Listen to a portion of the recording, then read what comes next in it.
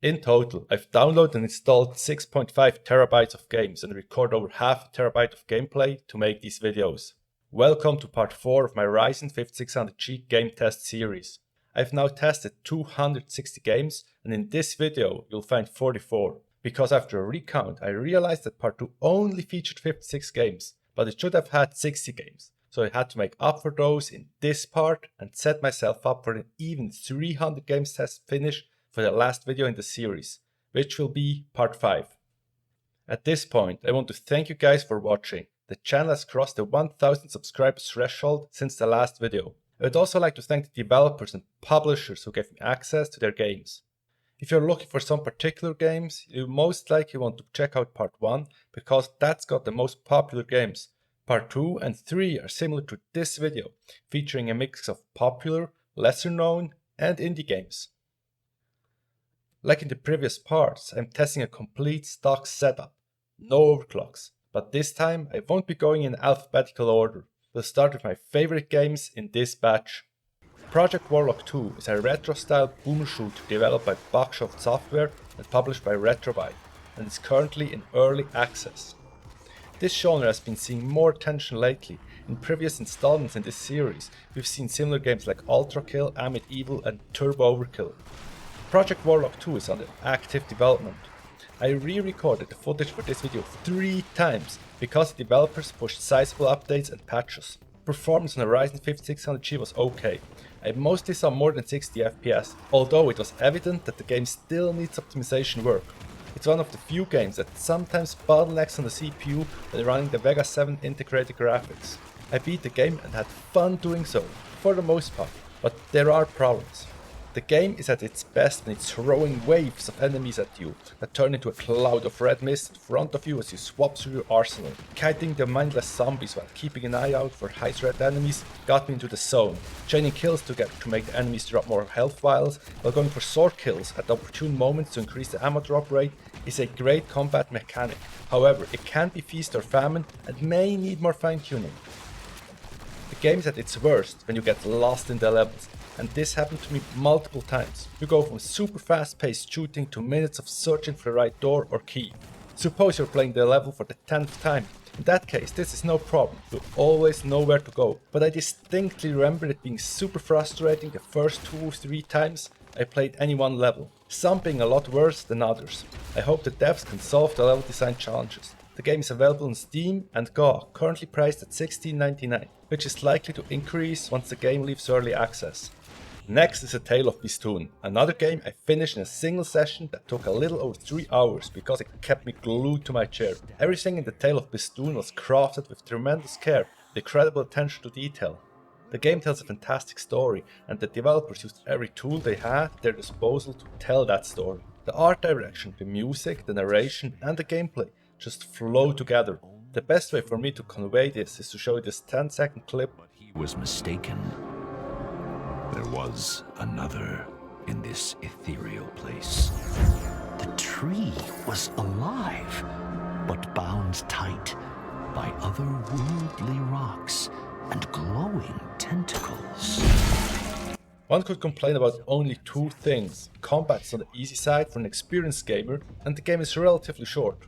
But one can argue that the combat has the right difficulty as not to distract from the story progression. Upon finishing the game, I felt it had gone on for the right duration. If you're looking for a gripping, non-obvious story, I can recommend The Tale of Bistun. If you're looking for challenging gameplay, look elsewhere. I didn't plan on beating the Forgotten City when I started the game, but I played through it in 2 sessions. My recordings for this game are 100 gigabytes. Although I recorded through breaks and tried an alternative ending after finishing. I obviously like this game and want to be careful not to give any spoilers. This game is about figuring out what's going on in the Forgotten City and how you can escape it. You'll soon realize how you have to approach the game. You'll learn how you're supposed to exploit the game mechanics. The game's about figuring stuff out, so I recommend you don't look at guides and don't watch extended gameplay until you've beaten the game. In terms of performance, it was fine.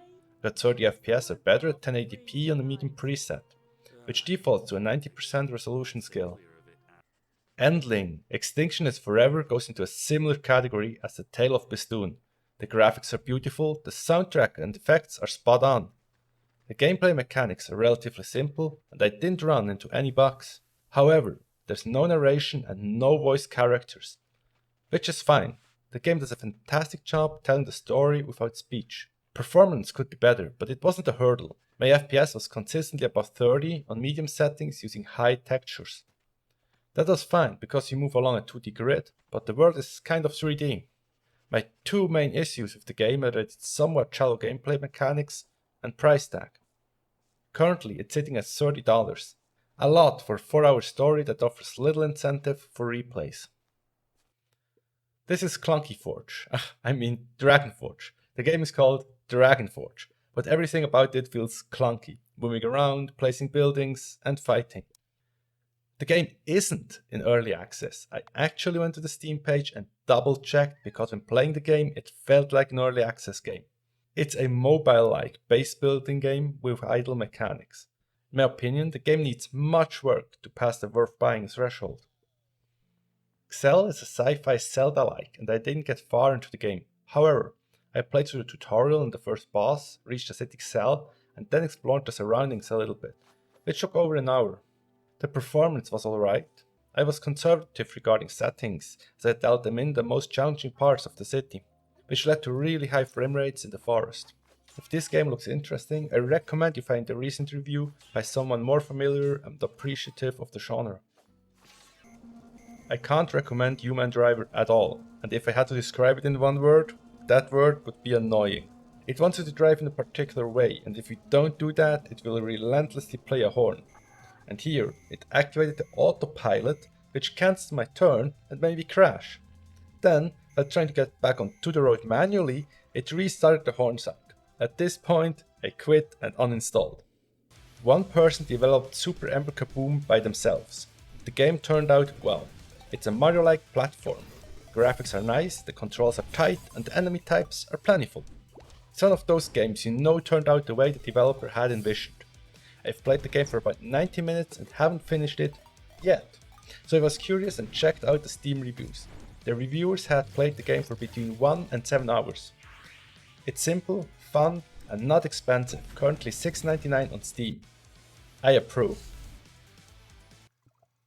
Autonauts is all about automating stuff.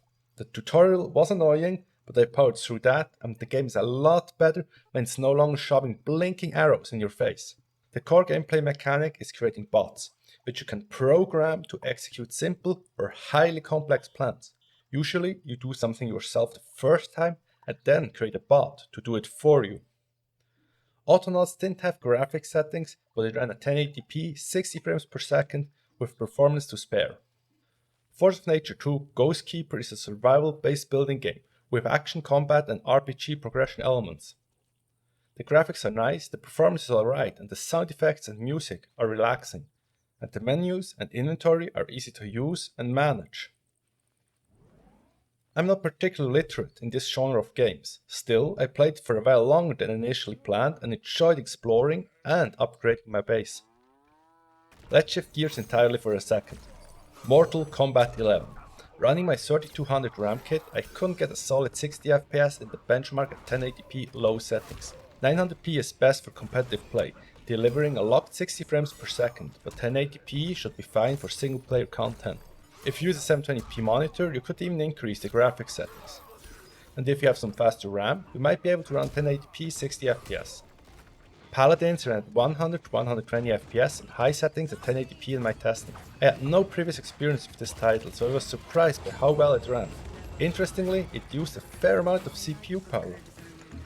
Smite ran at a locked 60 FPS. I'm not sure why it was limited to 60 FPS. I didn't have VSync on.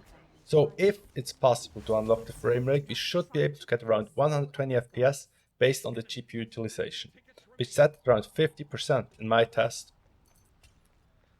The poor Vega 7 didn't do too well on the Cycle Frontier. This game is space sci-fi Tarkov. The footage is 70% of 1080p at the lowest settings, but even at 70% of 900p the frame rate wasn't great, so I think it could be frustrating to PvP in a full loot game. Fall Guys is now free on the Epic Store. I have to admit I had never played it before, I recorded this test, so I didn't know what I was supposed to do. But I soon learned that there was nothing to know about the game. You just run. Action Taimanin is free on Steam. It's essentially a mobile game with all the in-game cash shop options you would expect. The 5600G doesn't break a sweat and pushes 60 FPS, which is irrelevant because you'll likely be heading for that uninstall button after a few minutes. A.R.D, Alien Removal Division, is a free game published by university, so this is likely a student project. The platforming is okay, the shooting is passable, the enemy models are bad, and the game is more demanding than you'd hope. Arid is another game published by the same university. This one's main problem is that it runs like molasses. I barely got 30 FPS on the lowest settings at 360p. Car Mechanics Simulator 2018 was playable and looked alright on medium settings at 1080p. These simulator games can be harder to run than expected, so I was pleased with the performance and the game looked solid. Crusader Kings 2 was laughably easy to run on the iGPU. I maxed out the settings and no amount of zooming in and out could make the frame rate drop below 60 FPS even with 4x multisampling enabled. And in case you didn't know, this is free on Steam. Deep Rock Galactic ran a lot better than I expected, 1080p using FSR 1.0 quality mode for upscaling with the medium graphics preset, resulting in super smooth frame times and an average frame rate over 60. I won't lie, shooting the spiders was fun and I appreciate the funny voice lines. On the other hand, Destroy All Humans didn't run as well as I expected. It took dropping the resolution to 720p on the lowest settings to get close to 60 FPS. However, the game still looked pretty good even on those settings. Dirt 5 does some weird stuff with V-Sync. You can see the frame time is either 33 milliseconds, 30 FPS, or 16 milliseconds, 60 FPS. I only tested the game at 1080p lowest settings, but we could get 60 FPS at 720p for sure. So it's definitely good enough to enjoy career mode, and if you want to get super competitive, you should lower the resolution. Escape Academy was easy to run, and the 5600G and its Vega 7 graphics pushed 60 FPS using the Ultra preset. Of course, there wasn't a need to get 60 FPS in this title, but it's always nice when we do. Graphically, it's not very demanding, however, the puzzles get pretty hard quickly, be warned. In this roundup with a few simulator type games, Fishing Planet ran at 60 FPS using simple graphics settings, but I would assume people would use prettier settings at a lower frame rate. Is Hood, Outlaws and Legends one of those multiplayer games that just faded out of public attention? It appears to be a relatively recent title, but I do not recall seeing any promotion for it. At 720p medium settings I got 40 FPS, which isn't what you'd hope for in a competitive game. You guys wanted to see more simulator games, so here's House Flipper. One thing to note is that the outside areas are harder to run than the interiors. I ran the game at 1080p low settings and got frame rates between 30 and 60. They said it takes two. But it didn't. I was perfectly able to test this on my own. I ran the game at 90% of 1080p on the low settings and got around 40 FPS during gameplay. The cutscenes are harder to run and even dipped as low as 20 FPS. Cursed Cell, Bringer of Chaos looked like an abandoned game. I wouldn't go out of my way to take it up. It looks and feels too cash shop dress uppy for my taste. My combat test performs around 50 FPS, but lower in the hub area. Life is Strange 2 ran at over 30 FPS on medium settings, but I treated my eyes to high textures. I doubt you'd need more than 30 FPS, maybe even 24 would be alright for that cinematic experience. So it was definitely easier to run than Life is Strange True Colors, which we've seen in a previous part. I know Naraka Bladepoint is pretty popular, but I hadn't tried it yet. I've had to run the game at 70% of 1080p on the low settings to get better than 30 FPS at all times. Although not ideal for competitive multiplayer, it's playable. Neoverse was easy to run at 1080p ultra settings. Based on the GPU utilization, which sat at around 75% while pumping out 60 FPS, we've had some good headroom. The graphics aren't bad, but the background textures are extremely low quality. Once you notice that, you can't unnotice it. Sorry. I had never played Overwatch before, so I didn't know what to expect, but I was pleasantly surprised. At 1080p resolution on the low graphics settings, my FPS hovered between 75 and 90. So if you really want to be competitive about it, 720p should easily get you in the 120 to 165 FPS range. I didn't know Pathfinder Kingmaker is very D&D. It's a type of game you can spend like 20 hours theory crafting your next character. I ran the game at 1080p medium settings and was treated to 35 to 45 FPS. I couldn't get my FPS overlay to work in Portal 2, but we can tell from the smoothness of the footage that this was an absolute walk in the park. The Portal games are great. If you haven't played them, they go for sale for like $1 regularly. What impressed me the most in Powerwash Simulator was the water spray sounds. They were actually pretty convincing. They have different sounds depending on the nozzle and the material you spray. I got 30 to 60 FPS depending on the surroundings on the low settings at 1080p. Selaco is not a finished game and the devs even write that on your screen. It's top center. Contents are subject to change. But you guys know, I like these types of games. But I still had to include this game in the test. I was happy with the performance and want to play this game when it's done.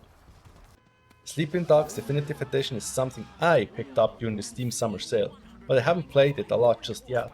In terms of performance, I got 45 to 55 FPS on a medium-high settings mix, and I was pretty impressed with how nice the city looked while driving through it. I assume Smithworks is a lot more fun when you're playing it with other people, and based on the performance I got when testing it, you won't have any problems doing so. I got 60F at 1080p, but couldn't find any graphics settings. Soulworker is another free MMO dress-up game that I didn't understand why I ended up being level 47 after 10 minutes of playing it. But that definitely makes sense, doesn't it? Unfortunately, I couldn't get my performance overlay to work, so I don't know exactly how it performed, but it was smooth enough on maxed out settings. Just like Fall Guys, I hadn't played Stumble Guys before recording footage for this video. To be completely honest, I liked this one better than Fall Guys and played it for a bit longer, and the performance was solid. Although not visually impressive, the gameplay was smooth. Tell me why is... honestly, I don't know. It looked a lot like Life is Strange for the short time I played it. But then, I don't really understand that game either. What I understand is performance, and that was good. 30 FPS at medium-high settings is nothing to sneeze at and sufficient for a title like this. The Looker is another game I beat, but this one only takes around 1 hour and it's a parody of another game called The Witness. Unfortunately, it had no graphic settings, so we're stuck with the defaults, but it's absolutely playable. Being a puzzle game, we don't need 3-figure FPS numbers. If you liked this video, consider hitting that button to let the YouTube overlords know, and check out my channel. You might also like some of my other videos. It's not inconceivable.